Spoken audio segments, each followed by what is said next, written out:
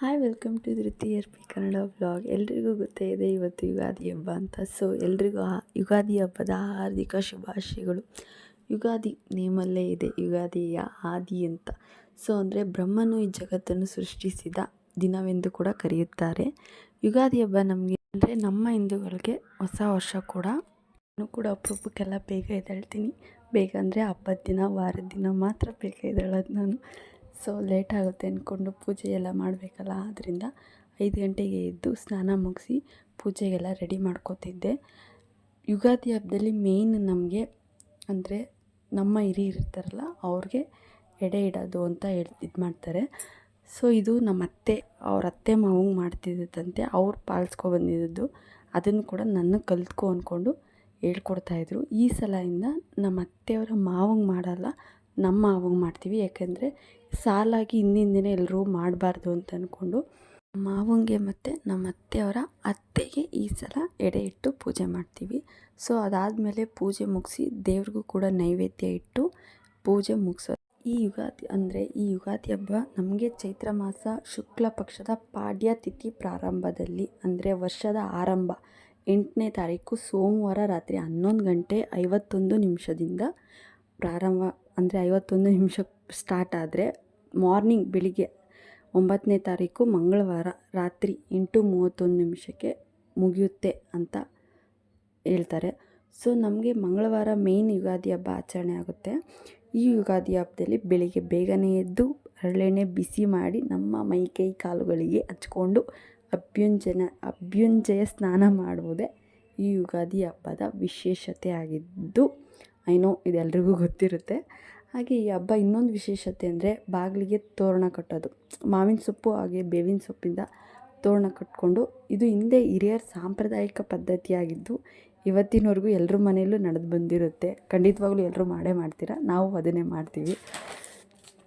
So ಮಾವಿನ ಸೊಪ್ಪು ಈ ಸೀಸನಲ್ಲೇ ಚಿಗುರೊಡೆದು ಬೆಳೆಯೋದ್ರಿಂದ ಅದನ್ನು ತೋರಣ ರೂಪವಾಗಿ ಮೊದಲನೇ ದಿನವೆಂದು ತಿಳಿದು ಅದನ್ನು ಹಿರಿಯರು ಹಿಂದ್ಲು ಕಾಲದಲ್ಲಿ ಮನೆ ತೋರಣವಾಗಿ ಕಟ್ತಾಯಿದ್ರು ಅಂತ ಹೇಳ್ತಾರೆ. ಹಾಗೆ ಬೇವಿನ ಸೊಪ್ಪು, ಬೇವು ನಮ್ಮ ಜೀವನದಲ್ಲಿ ಸಿಹಿ ಹಾಗೆ ಕಹಿ ಎರಡೂ ಕೂಡ ಇರಬೇಕು. ಆದ್ದರಿಂದ ಸಿಹಿ ಕಹಿಯಿಂದನೇ ನಮ್ಮ ಹೊಸ ವರ್ಷದ ಆರಂಭವನ್ನು, ಮೊದಲನೇ ದಿನ ವರ್ಷದ ಆರಂಭವನ್ನು ಸ್ಟಾರ್ಟ್ ಮಾಡೋದು ಅಂತ ಅಂದ್ಕೊಂಡು ಬೇವು ಬೆಲ್ಲ ತಿಂತಾರೆ ಅಂತನ್ನೋದು ಒಂದು ವಾಡ್ಯ ಅಲ್ಲ ಪದ್ಧತಿ ಆಗಿರುತ್ತೆ. ಸೊ ಅದಾದಮೇಲೆ ಎಲ್ಲ ಅಡುಗೆ ಈ ಸಲ ಇವತ್ತಂತೂ ಹಬ್ಬದ ದಿನ ನಾನಂತೂ ಅಡುಗೆ ಮಾಡಿಲ್ಲ, ಎಲ್ಲ ನಮ್ಮ ಅತ್ತೆದೇ. ನಂದೇನಿದ್ರು ದೇವ್ರ ಮನೆ ಕೆಲಸ ಮಾತ್ರ. ನಮ್ಮ ಅತ್ತೆ ಅಡುಗೆ ಎಲ್ಲ ಮುಗಿಸಿ ಆಗಿತ್ತು. ನಾನು ಕೋಸಂಬರಿ ಹಾಗೆ ಸಣ್ಣ ಪುಟ್ಟ ಕೆಲಸ ಮಾಡಿಕೊಡ್ತಿದ್ದೆ. ಅವರೆಲ್ಲ ಅಡುಗೆ ಮುಗಿಸಿ ನೈವೇದ್ಯ ಮಾಡ್ತಿದ್ರು. ಹಾಗೆ ಎಡೆ ತೋರಿಸ್ಬೇಕು ಅಂತಾರೆ, ತೋರಿಸೋದಷ್ಟೇ, ನಾವು ಇಡೋಲ್ಲ. ಸೊ ಅದೆಲ್ಲ ಮುಗಿಸಾದ್ಮೇಲೆ ನಾವು ಶಿವಪೂಜೆ, ಮೊನ್ನೆ ನಮ್ಮ ಮಾವನ ಇದರಲ್ಲಿ ಶಿವಪೂಜೆ ಮಾಡಿಸಿದ್ವಲ್ಲ, ಹಾಗೆ ನಾವು ಸ್ವಾಮಿಗಳನ್ನ ಅಂದರೆ ಬುದ್ಧಿಯವ್ರನ್ನ ದೇವ್ರ ರೂಪವಾಗಿ ನೋಡೋದ್ರಿಂದ ಅವ್ರ ಪಾದ ತೊಳೆದಿರೋ ನೀರಿಂದ ಆ ಪಾದಕ್ಕೆ, ಅಂದರೆ ಪಾದಕ್ಕೆ ನೀರು ಅಂತ ಅಂತಾರೆ ನಮ್ಮ ಕಡೆ, ಆ ನೀರಿಂದ ಮನೆಯೆಲ್ಲ ಪ್ರೋಕ್ಷಣೆ ಮಾಡಿಕೊಂಡು ನೆಕ್ಸ್ಟು ದೀಪ ಹಚ್ಕೊಂಡು ಪೂಜೆ ಕೂತ್ಕೋತಾ ಇದ್ದೆ. ನಾವು ಫಸ್ಟು ಪೂಜೆ ಮಾಡಿದ್ಮೇಲೆ ಶಿವಪೂಜೆ ಖಂಡಿತವಾಗ್ಲೂ ಫಸ್ಟ್ ಮಾಡಲೇಬೇಕು. ಅದು ಕಡ್ಡಾಯವಾಗಿ ನಮ್ಮ ಇದರಲ್ಲಿ ನಮ್ಮ ಪದ್ಧತಿ ಆಗಿರೋದು. ಅಷ್ಟರಲ್ಲಿ ನನ್ನ ಮಗ ಎಲ್ಲ ಕ್ಯಾಮ್ರಾನ ಅಲ್ಲಾಡಿಸಿಟ್ಬಿಟ್ಟ.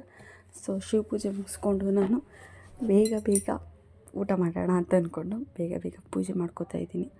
ಇದೆಲ್ಲ ನಾನು ಈ ಮನೆಗೆ ಬಂದಮೇಲೆ ನಮ್ಮ ಮಾವ ಹೇಳ್ಕೊಟ್ಟಿರೋದು. ನಮ್ಮ ಮಾವ ಅಂದ್ರೇ ನನಗೊಂಥರ ಖುಷಿ, ಒಂಥರ ಏನೋ ಡಿಫ್ರೆಂಟ್ ಫೀಲಿಂಗ್. ನಮ್ಮ ಅಪ್ಪನೂ ಕೂಡ ಅಷ್ಟು ಹಚ್ಕೊಂಡಿರಲಿಲ್ಲ. ನಾನು ಅಂದರೆ ನಮ್ಮ ಮನೇಲಿ ನಾನು ದೇವ್ರ ಮನೆ ಕಡೆ ತಿರುಗೂ ಕೂಡ ನೋಡ್ತಿರ್ಲಿಲ್ಲ. ಬೆಳಗ್ಗೆ ಕೈ ಮುಗಿಯೋದು ಬಿಟ್ಟರೆ ದೇವ್ರ ಮನೇಲಿ ಹೋಗಿ ಕೂತ್ಕೊಂಡು ಪೂಜೆ ಎಲ್ಲ ಮಾಡೋಂಥ ಪದ್ಧತಿ ನಾನು ಬೆಳೆಸ್ಕೊಂಡು ಬಂದಿರಲಿಲ್ಲ. ನಾನು ಈ ಮನೆಗೆ ಬಂದಮೇಲೆ, ಮದುವೆ ಆಗಿ ಬಂದಮೇಲೆ ನಮ್ಮ ಮಾವನ ಮನೇಲಿ ಕಲ್ತಿರೋ ಅಂಥದ್ದು ಎಲ್ಲ, ಅದು ನಮ್ಮ ಮಾವನಿಂದ ಕಲ್ತಿರೋದು.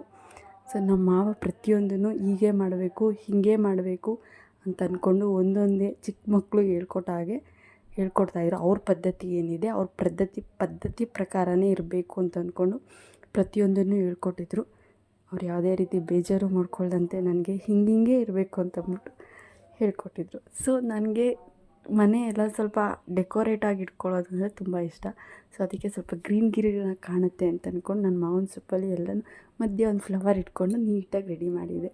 ಇದು ನಾನು ರೆಡಿ ಮಾಡಿದಂಥ ದೇವರ ಮನೆ ಅಲಂಕಾರ ಮಾಡಿರೋದು. ನನಗೆ ಈ ಥರ ಎಲ್ಲ ಮಾಡೋಕ್ಕೆ ಇಷ್ಟ, ಅದು ಮದುವೆ ಆದಮೇಲೆ ಇಷ್ಟ. ನಮ್ಮ ಮಾವನ ಹತ್ರ ನೋಡಿ ನೋಡಿ ಕಲ್ತ ಮೇಲೆ ಇಷ್ಟ ಅದೆಲ್ಲ. ಮತ್ತು ಎಲ್ಲ ಎಡೆಗೆಲ್ಲ ರೆಡಿ ಮಾಡಿದ್ರು. ಕಾಳುಗೊಜ್ಜು, ಒಬ್ಬಟ್ಟು, ಅನ್ನ, ಸಾಂಬಾರು, ಚಿತ್ರಾನ್ನ, ಹಾಗೆ ಹೆಸರುಬೇಳೆ. ಕೆಲಸ ಜಾಸ್ತಿ ಇರೋದ್ರಿಂದ ನಾನು ಅಡುಗೆ ವ್ಲಾಗೆಲ್ಲ ಏನೂ ಮಾಡೋಕ್ಕೆ ಹೋಗಲಿಲ್ಲ, ಲೇಟ್ ಆಗಿಬಿಡುತ್ತೆ ಪೂಜೆಗೆ ಅಂತ ಅಂದ್ಕೊಂಡು. ಸೊ ಈ ಹಬ್ಬದ ಇನ್ನೊಂದು ವಿಶೇಷತೆ ಏನಂದರೆ, ಪರ್ಸ್ನಲಿ ನನಗೆ ವಿಶೇಷತೆ ಏನಂದರೆ, ನನ್ನ ಮಗನಿಗೆ ಮಗಳು ಡ್ರೆಸ್ ಹಾಕಿದ್ದೀನಿ, ಅಂದರೆ ಹುಡುಗಿ ಡ್ರೆಸ್ ಹಾಕಿ ಫೋಟೋ ತೆಗೆದಿದ್ದೀನಿ. ಅದನ್ನ ಲಾಸ್ಟಲ್ಲಿ ಬೇಕಾದರೆ ಆ್ಯಡ್ ಮಾಡಿರ್ತೀನಿ, ನೋಡ್ಕೊಳ್ಳಿ, ನನ್ನ ಮಗಳಾಗಿರುವುದನ್ನು.